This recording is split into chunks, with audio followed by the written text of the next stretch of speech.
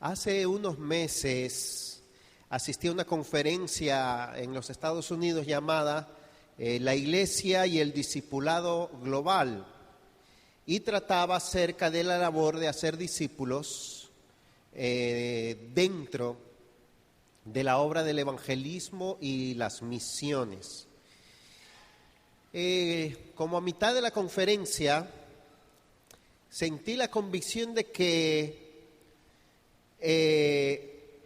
debía volver a leer mi Biblia y que no le daba a esos temas del evangelismo y las misiones la importancia, la fuerza que tenían, porque había algo que no había entendido bien en la Biblia.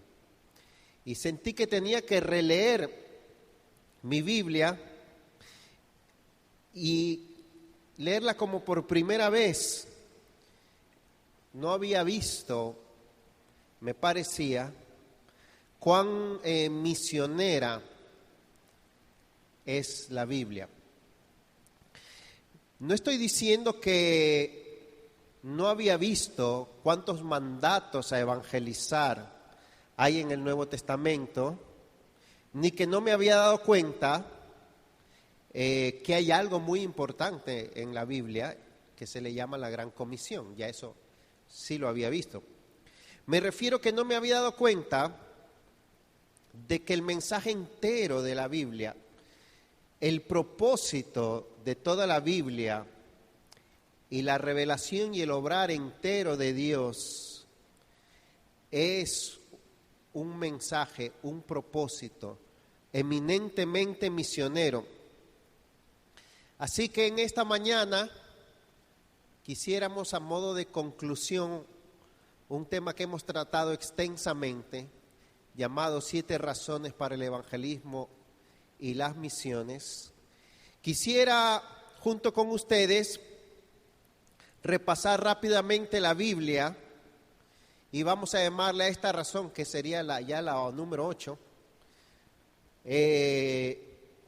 Creemos en el evangelismo y las misiones porque creemos en la Biblia. En otras palabras, quisiera ver si descubrimos y nos llevamos la sorpresa que la tarea de hacer misiones es algo mucho más profundo, más medular, más vital de lo que creemos. Y yo creo que ahí es donde radica nuestro problema. Es increíble, hermanos, lo fácil que el evangelismo y las misiones pueden estar ausentes de las iglesias cristianas, lo opcional que pueden ser, lo relativo, que muchas veces es el mandato de Cristo, de ir y alcanzar el mundo con el evangelio. Realmente creemos, muchos de nosotros, que si no lo hacemos, no va a pasar nada, o por lo menos no nos va a pasar nada, y que de alguna manera Dios va a cumplir su propósito, porque total es obra de Él. Y eso es tan normal en la iglesia hoy en día, que si no fuera porque la Biblia dice lo contrario, y porque la iglesia que vemos en el Nuevo Testamento vivió y actuó diferente, pudiéramos creer que realmente eso es aceptable y Dios quiere que así estén las cosas. Pero creo que eso se debe a que no hemos entendido bien el mensaje de la Biblia. Hemos estado dando varias razones. La primera que dimos es porque creemos en la gloria de Dios. Dios tiene el propósito y el deseo de que su gloria sea conocida en toda la tierra. También, la segunda razón que dimos es porque creemos en la autoridad de Cristo. Toda autoridad me es dada en el cielo y en la tierra, por tanto, id y haced discípulos. La tercera razón que dimos es porque creemos en el poder y la importancia del Evangelio. La cuarta fue porque creemos en la urgencia del llamado para este tiempo. La quinta fue porque creemos en la participación de los creyentes. En otras palabras, el agente ordenado por Dios para la proclamación del Evangelio es usted y soy yo. La sexta fue porque creemos en el discipulado y la séptima porque creemos en el plan global de Dios. Así que hoy vamos a resumir todo porque creemos en la Biblia.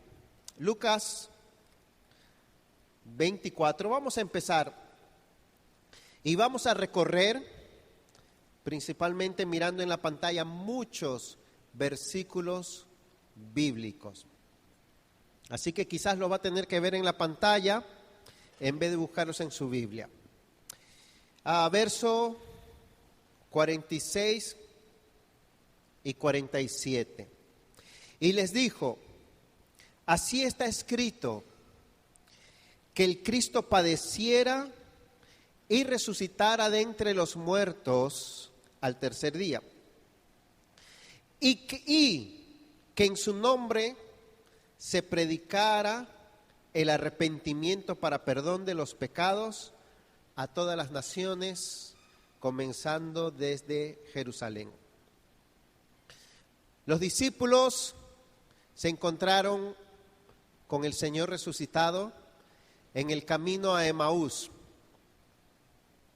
El Señor les abrió el entendimiento para que comprendieran las Escrituras y les dio un resumen bíblico mostrándole lo que la ley de Moisés, los profetas y los salmos decían acerca de Él. Si a usted le pidieran que explicara en pocas palabras de qué se trata toda la Biblia, ¿cuál es el mensaje principal de esta? ¿Qué usted diría? Jesús resumió, miren por favor, toda la historia bíblica en dos cosas. Verso 46 y 47. Miren la interpretación de Jesús acerca de cuál es el mensaje de la Biblia. Primero, la persona y la obra de Cristo. Y segundo, la predicación, la obra de la predicación del Evangelio. ¿Verdad que sí? Así está escrito que el Cristo padeciera y resucitara y que en su nombre se predicara. Espérese. ¿De eso se trata toda la Biblia? Sí, la Biblia se trata de Dios, todos lo sabemos. La Biblia se trata de Cristo, es eminentemente cristocéntrica, ¿verdad? Sí, la Biblia trata de la creación de Dios, del Evangelio, del propósito de Dios en el mundo, de la misión de Dios en la tierra. La Biblia entera trata de la obra misionera de Dios. Voy a estar basando toda esta prédica mayormente en un libro llamado La misión de Dios, de un teólogo llamado Jonathan Wright. Nosotros leemos nuestras Biblias por muchas razones, pero ¿qué leemos en ellas? ¿Qué creemos que Dios revela en la Biblia? La propuesta que quiero hacerles es la siguiente. La Biblia entera es una historia misionera. La Biblia entera tiene un propósito eminentemente misionero. La Biblia muestra a un Dios eminentemente misionero. No hay revelación de Dios sin misión. No puede haber cristianismo sin que haya misión. Todo se trata de la misión de Dios. Hay misión porque Dios está en misión. Y porque Dios está en misión, nosotros también estamos en misión. ¿Qué misión de Dios se ve en toda la Biblia? O sea, ¿por qué reveló Dios todo lo que reveló? ¿Y por qué hizo todo lo que hizo? Veamos el trabajo misionero, el carácter misionero de Dios en toda la Biblia. Y vamos a hacer este repaso bíblico, dividiendo la Biblia en 5 partes. Primero, vámonos antes del Génesis. Ya antes de la creación había una labor misionera y una obra de Dios.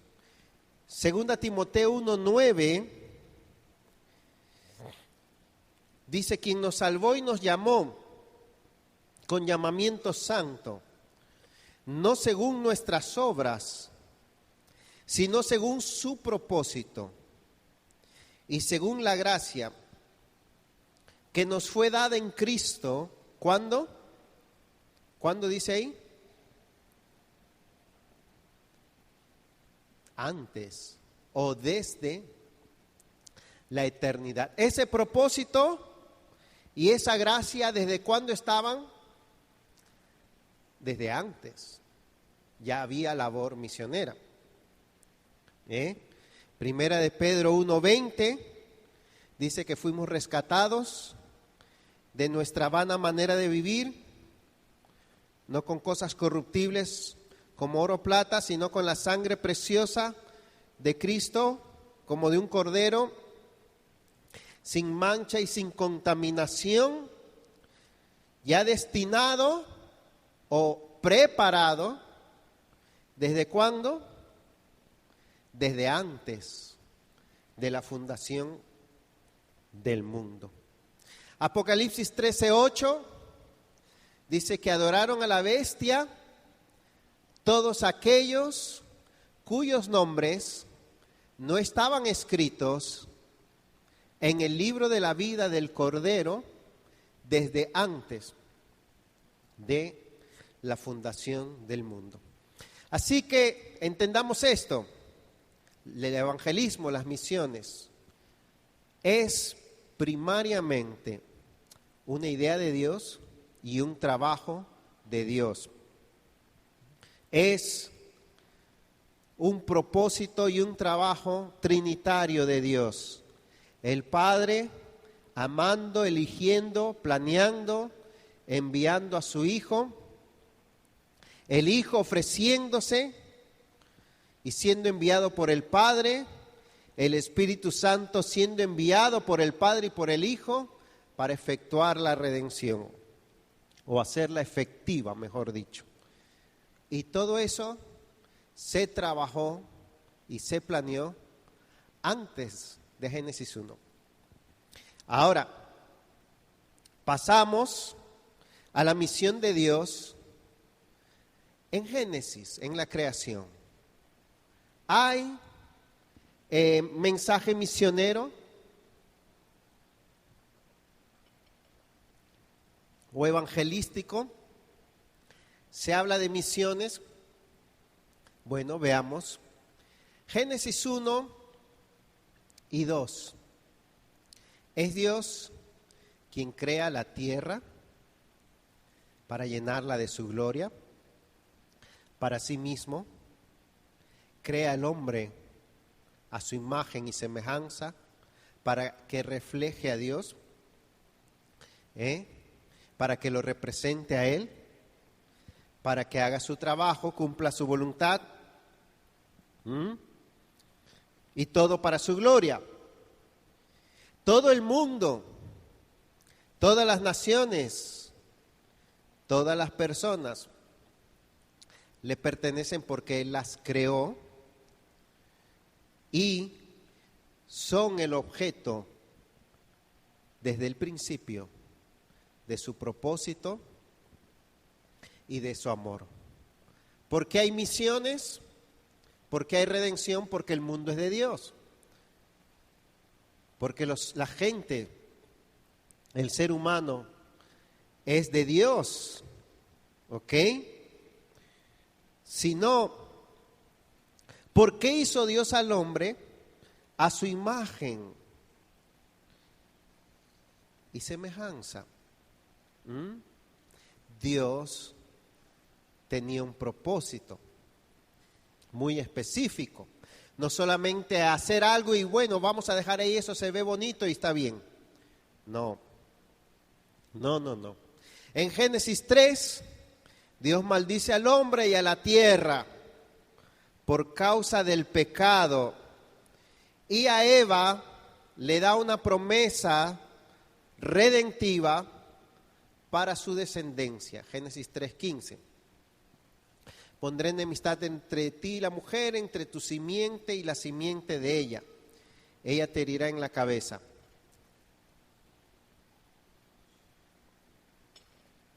Vemos ya ahí de manera más activa la lucha de Dios para eliminar y su plan para eliminar el pecado y la maldición que éste trajo y para vencer, su plan para vencer a sus enemigos.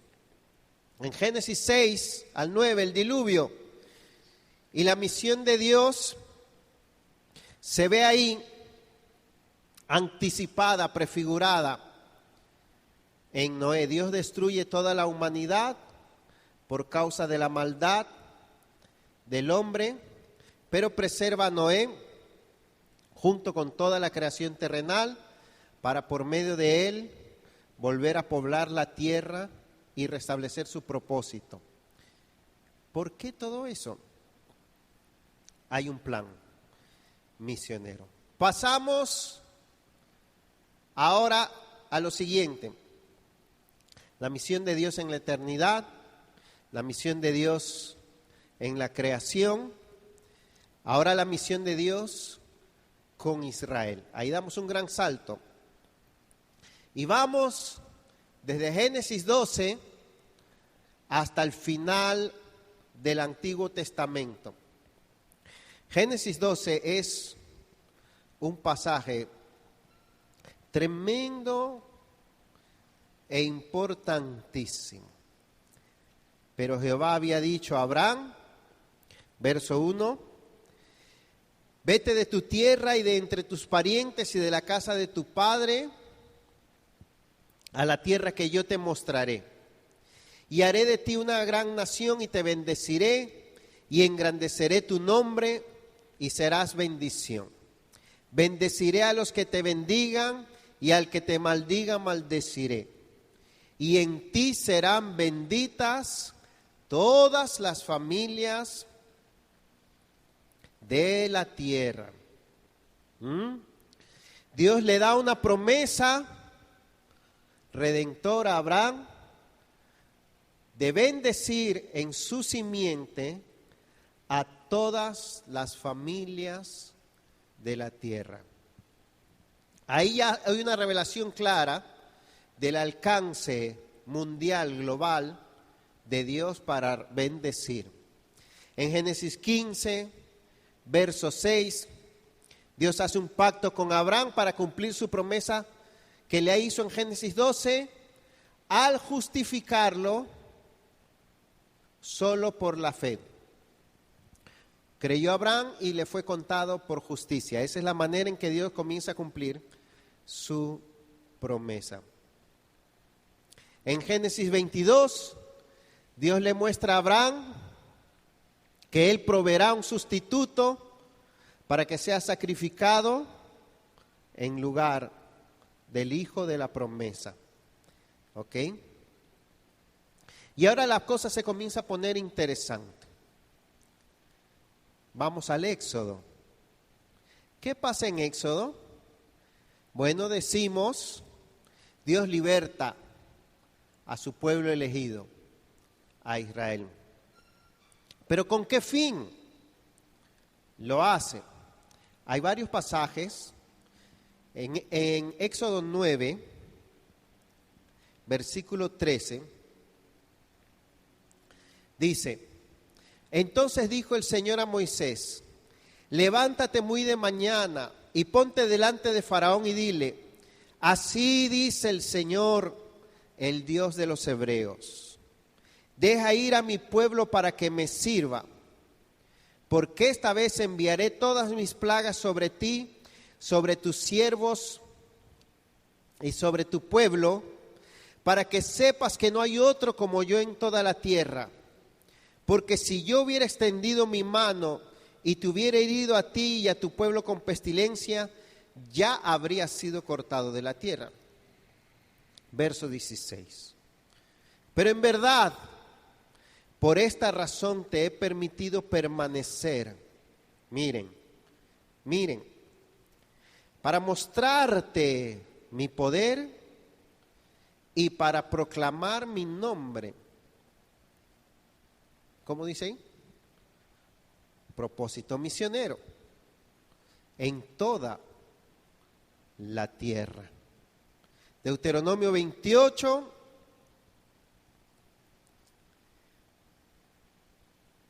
dice aquí en las bendiciones, verso 9: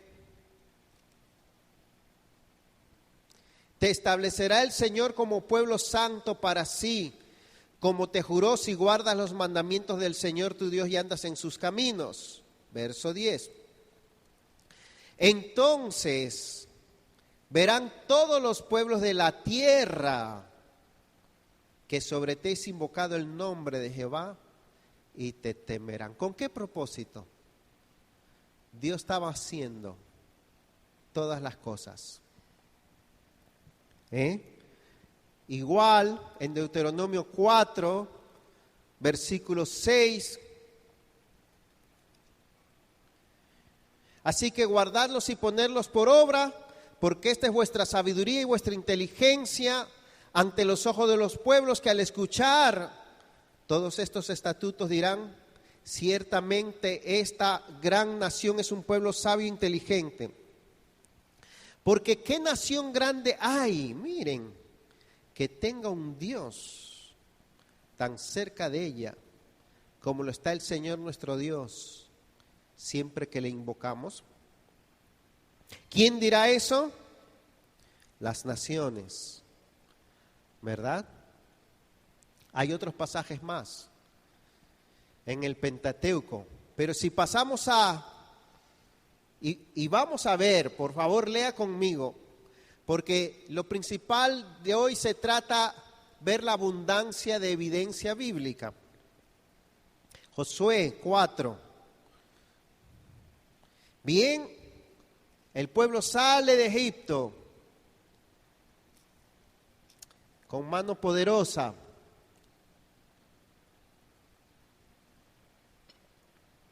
Pasa 40 años en el desierto y ahora Dios lo va a introducir a la tierra prometida. Josué 4:23. Porque el Señor vuestro Dios secó las aguas del Jordán delante de vosotros hasta que pasasteis, tal como el Señor vuestro Dios había hecho al Mar Rojo, el cual Él secó delante de nosotros para que pasemos. Verso 24. Para que todos los pueblos de la tierra conozcan que la mano del Señor es poderosa, a fin de que temáis al Señor vuestro Dios para siempre. ¿Saben qué dijo David? Pasamos a los libros históricos. Primera de Samuel 17:46, cuando se enfrentó a Goliat. Y toda la tierra sabrá que hay Dios en Israel. En la promesa davídica, segunda de Samuel 7:25 al 27, también está incluida los demás pueblos de la tierra. Vean esta, Primera de Reyes 8, está en la pantalla, ¿verdad? ¿Están saliendo los versículos o yo estoy pensando? ¿Sí salen? ¿Sí?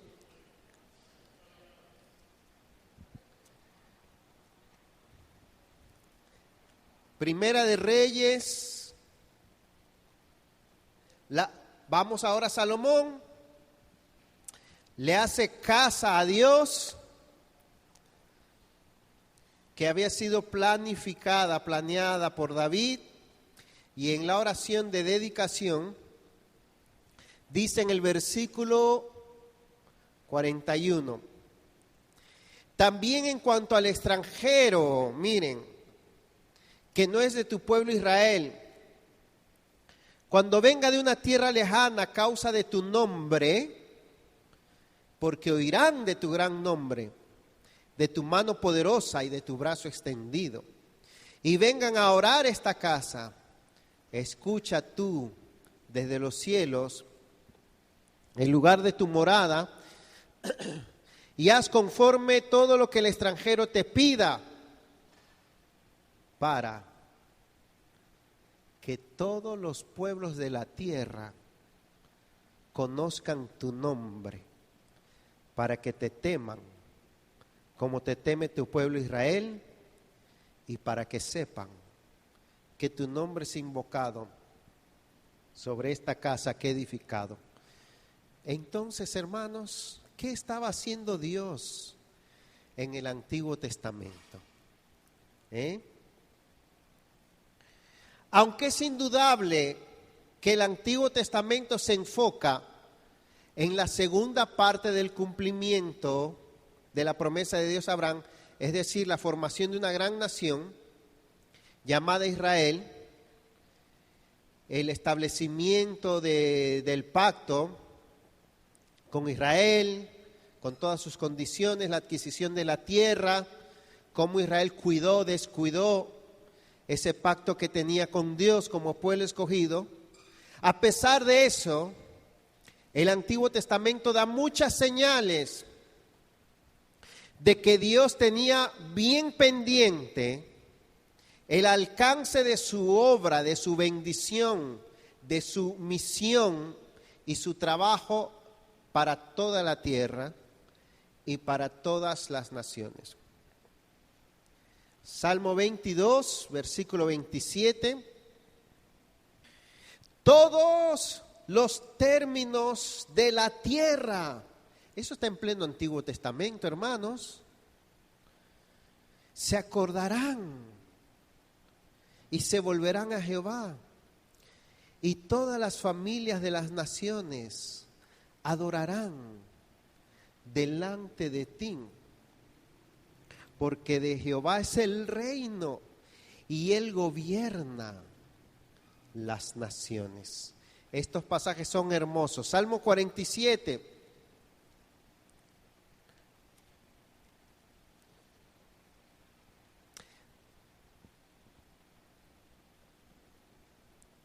Versículo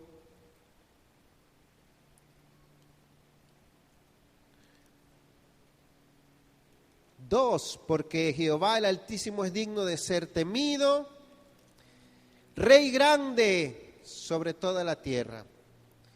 Verso 8, Dios reina sobre las naciones, sentado está Dios en su santo trono. Salmo 67, dice aquí, verso 1 y 2, Dios tenga misericordia de nosotros y nos bendiga y haga resplandecer su rostro sobre nosotros. Verso 2, para que sea conocido en la tierra tu camino, entre todas las naciones, tu salvación. Qué lindo. Salmo 72, 17. Sea tu nombre para siempre, que su nombre se engrandezca mientras dure el sol, y sean benditos por él los hombres. Llámenlo bienaventurado todas las naciones. Salmo 86, 9.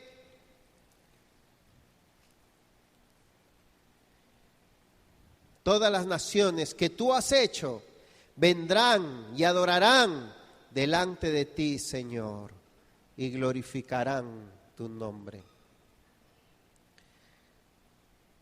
El Salmo 12 es precioso. Pídeme y te daré por herencia a las naciones. Y hay otros más. ¿Y qué de los profetas? Entonces de ahí saltamos a los libros proféticos. Están llenos de misión, están llenos de evangelismo. Oh, sí. Seguro que sí. Hay varios pasajes asombrosos. Leamos un par. Gracias por recorrer conmigo la Biblia. De eso se trata hoy. De que lea toda su Biblia de nuevo. En serio. He estado leyendo esto y aquel librito que ha sido uno de los libros más profundos y difíciles que he leído en mi vida, pero me han ayudado a estudiar la Biblia y a entenderla. Isaías 19, versículos 24 y 25. Miren lo que dice aquí. Aquel día Israel será un tercero con Egipto y con Asiria, una bendición en medio de la tierra, porque el Señor de los ejércitos lo ha bendecido. Miren, bendito es Egipto mi pueblo, y Asiria obra de mis manos, e Israel mi heredad. Me pregunto, cuando un judío en ese tiempo leyó esto, ¿qué habrá pensado? ¿Que Egipto qué? Isaías 25, versículo 6. Y Jehová de los ejércitos preparará en este monte un banquete para todos los pueblos, de manjares suculentos, de vino añejo, pedazos escogidos, tuétanos, vino añejo y refinado. Destruirá en este monte la cobertura que cubre a todos los pueblos, el velo que está extendido sobre todas las naciones. Destruirá la muerte para siempre, y Jehová enjugará las lágrimas de todos los rostros.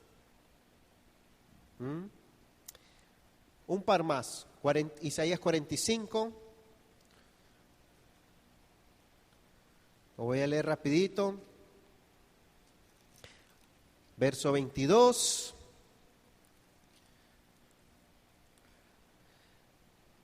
Volveos a mí, o como dice otra versión, mirad a mí y sed salvos todos los términos de la tierra, porque yo soy Dios y no hay ningún otro.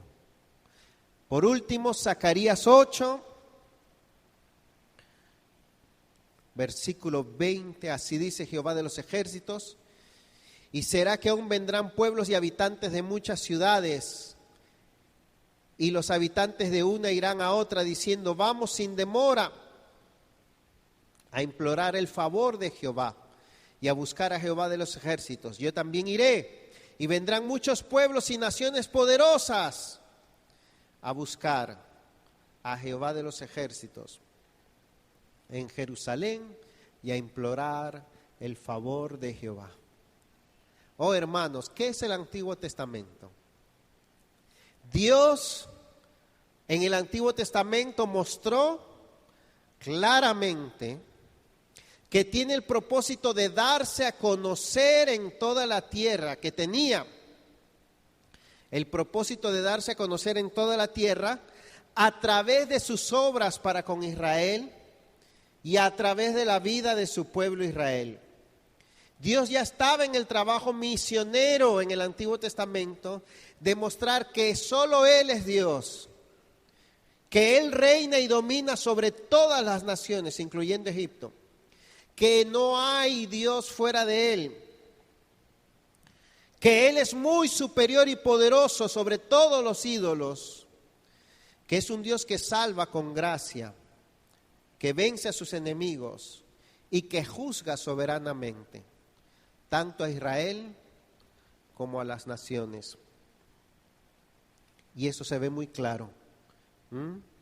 Dios mostró claramente en el Antiguo Testamento su propósito de salvación en todas las naciones, también a través de su Mesías que habría de venir, como la simiente prometida de Abraham y el rey mesiánico prometido a David.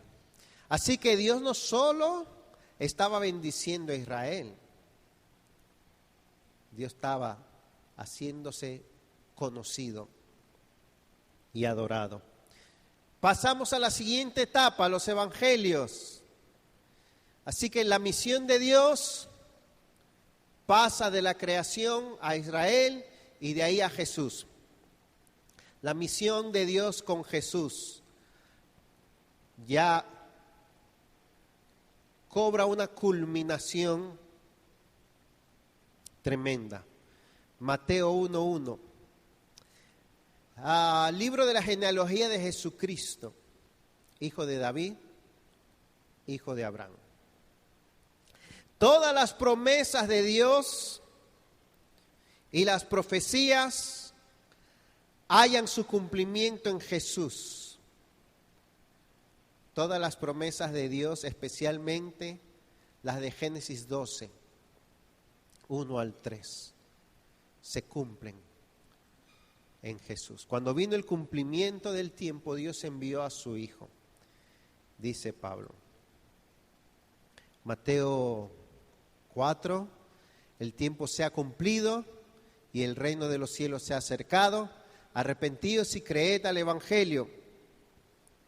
La llegada del reino de Dios a la tierra en la persona de Cristo con la predicación del Evangelio. Este pasaje es precioso, Juan 1, del 1 al 14.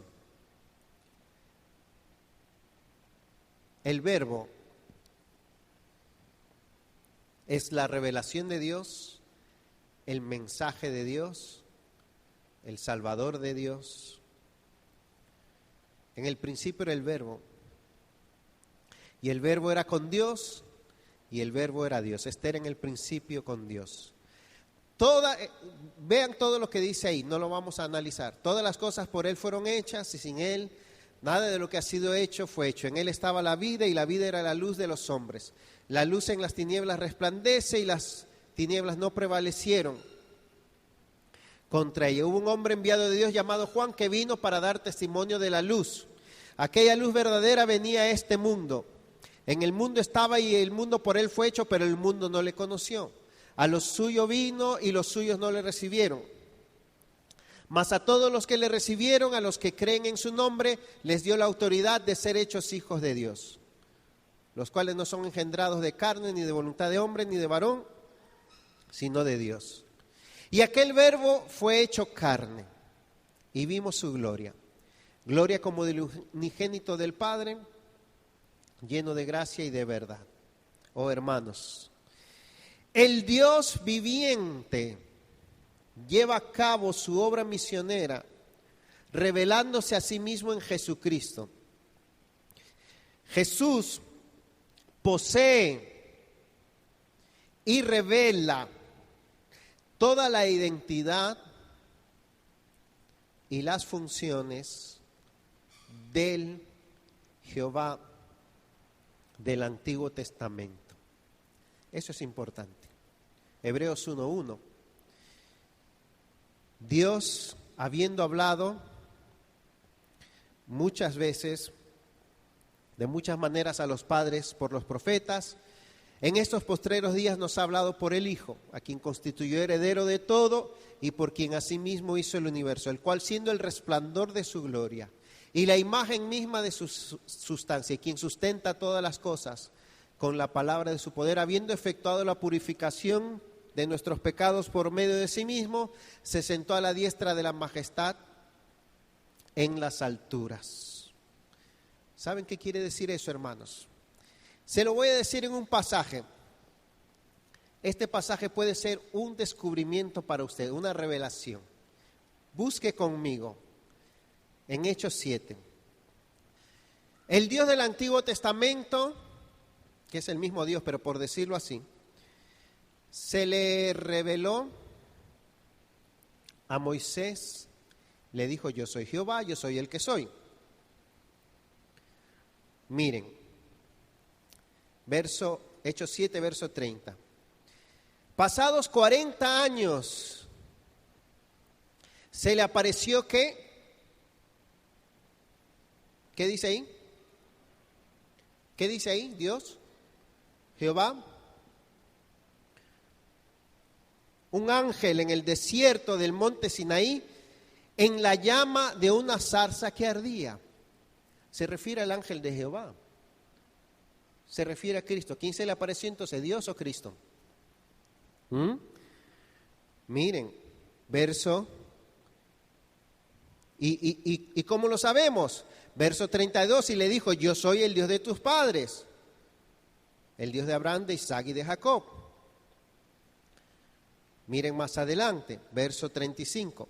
Este Moisés a quien ellos rechazaron, diciendo: ¿quién te ha puesto por gobernante y juez? Es el mismo que Dios envió para ser gobernante y libertador, con la ayuda del ángel que se le apareció en la zarza. Verso 38. Este es el que estaba en la congregación en el desierto, junto con ¿quién? Con el ángel que le hablaba en el monte Sinaí. ¿A quién vio Moisés? A Cristo, porque Cristo es la imagen y la revelación de Dios. Lo que quiero decir con esto es que Jehová se revela toda su identidad, se revela a sí mismo en el Nuevo Testamento, en Jesucristo. Y Cristo cumple a cabalidad en su persona y en su obra la misión de Dios en el mundo. Ya falta poco, uno más. ¿Ok? Ahora pasamos a Mateo 28. Pasa Jesús, se hace hombre, vive en la tierra, cumple los requisitos de Dios, de justicia sin pecado, muere por los pecadores, resucita. Mateo 28. Toda potestad me es dada en el cielo y en la tierra, por tanto id y haced discípulos a todas las naciones. Romanos 1:5 dice: para la obediencia de todas las naciones al Evangelio. Todo lo que acabamos de ver, lo que Dios mismo comenzó haciendo en la eternidad, ejecutó en la creación de la tierra y del hombre, llevó a cabo, reveló durante el Antiguo Testamento y culminó en la persona y la obra de Jesús, ahora lo pone en las manos de la iglesia para la continuación de esa misma misión, que no es nuestra, sino al fin y al cabo de Dios. ¿Ok? ¿Ven? La gran misión de Dios ahora pasa a nuestras manos. Y el Evangelio, 2 Corintios 4:6, revela el conocimiento de Dios a las naciones. Finalmente, la misión de Dios concluida en la eternidad, Apocalipsis 7, versículo 9 al 12. Y terminamos nuestro repaso. Gracias por su paciencia. Dice ahí, versículo 9, después de esto, miré y vi una gran multitud que nadie podía contar. Qué lindo, ¿eh? De todas las naciones, tribus, pueblos y lenguas. Ahí incluye Irak, incluye los palestinos, incluye todos. De pie delante del trono y delante del Cordero, vestidos con vestiduras blancas y con palmas en las manos, y clamaban a gran voz diciendo: la salvación pertenece a nuestro Dios, que está sentado en el trono, y al Cordero. Qué lindo. Ahí termina la historia. Ahí termina la Biblia. ¿Cuáles son nuestras conclusiones y aplicación de todo lo que hemos visto? Y aquí viene la parte relevante. Primero, la Biblia es profundamente y medularmente misionera. La Biblia es todo misión, porque todo lo que se revela es el trabajo de Dios en la tierra. La Biblia es un documento misionero. Algunos le dicen un fenómeno misionero, es cierto. La Biblia es un testimonio y un registro de la misión de Dios. La Biblia ofrece la historia de la misión de Dios a través del pueblo de Dios, en el involucramiento de Dios con el mundo de Dios, por el bien de la creación de Dios y para la gloria de Dios. Eso es lo primero. La Biblia es un documento misionero. Segundo, todo está dentro de la misión y es parte de la misión de Dios. Nosotros creemos en la iglesia, en los discípulos, en el discipulado, en la salvación, en todo lo que significa vivir como cuerpo de Cristo, como familia de Dios. Creemos en la adoración, etcétera, etcétera, y en todos los mandatos de Cristo. Pero existe todo eso porque existe el Evangelio, y existe el Evangelio porque existe una misión, una obra de Dios, una tarea de Dios en esta tierra. Porque Dios está trabajando y ha escogido eso. Cantamos todo lo que hacemos. Por ejemplo, cantamos acerca de la gloria de Dios, de cuán digno es el Señor, de que Él es exaltado, pero ¿qué significa eso? Todo eso es para toda la tierra, no solo para nosotros. Todo lo que Dios ha revelado, ha hecho y está haciendo, es para toda la tierra. ¿Entienden? No solo para nosotros. Tercero, en la Biblia Dios es un gran y destacado misionero. Dios ha estado haciendo su obra misionera con gran planificación, sabiduría, destreza, bondad, poder y soberanía. Dios no ha estado perdiendo el tiempo, ni haciendo las cosas al azar, ni simplemente desplegando su energía y sus atributos así y así, sin un objetivo redentor muy específico y planificado y bien dirigido. ¿Ok? Cuarto, Dios es un Dios de acción, de trabajo, de propósito, de sacrificios, de amor sacrificial. Dios tiene todo lo necesario para Él ser un perfecto misionero. Y Dios es práctico, eminentemente activo. Él no está sentado, aunque está sentado en su trono, también está activo. O sea, Dios despliega su gloria. Decimos, Señor, queremos que manifiestes tu gloria, es cierto. ¿Y por qué lo hace? Porque Dios despliega su gloria pero en una acción intencionada, planificada, objetiva, eficiente y sacrificada, que se llama misión. ¿Ok?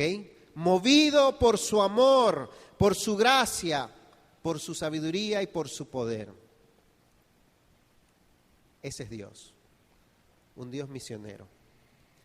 Quinto, la misión, como la vemos en Dios, significa la misión, la acción de Dios. Significa, número uno, amar. Amar. En este caso a su creación. Segundo, mostrar gracia o compasión. Tercero, sacrificarse y pagar un precio. Dios no está teorizando, si no, no pudiera ser misionero. Amar, mostrar gracia, pagar un precio, sacrificarse. La misión para Dios significa ir, llegar aquí a la tierra, viajar. Y la misión para Dios significa servir, ser siervo, hacerse siervo. Dios tiene esas cualidades, por eso Él es misionero. Las voy a repetir. Amar. Segundo, mostrar gracia o compasión. Tercero, pagar un precio. Sin esas cosas no hay misión. Cuarto, ir, viajar o llegar. Y quinto, servir, ser siervo. Si Dios no hubiera sido así, ¿qué sería de nosotros? Qué lindo. Sexto, si Dios es así y así está trabajando, si toda la revelación de Dios es parte de una misión, un trabajo, si el propósito de toda la historia del mundo y de toda la obra de Dios es el cumplimiento de la misión de Dios, si todo lo que ha acontecido, incluyendo en mi vida, es parte de la misión de Dios, entonces,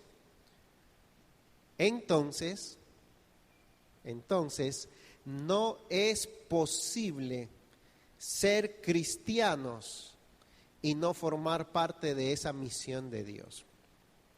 Amén. Ahí tenemos que llegar al fondo. No es posible.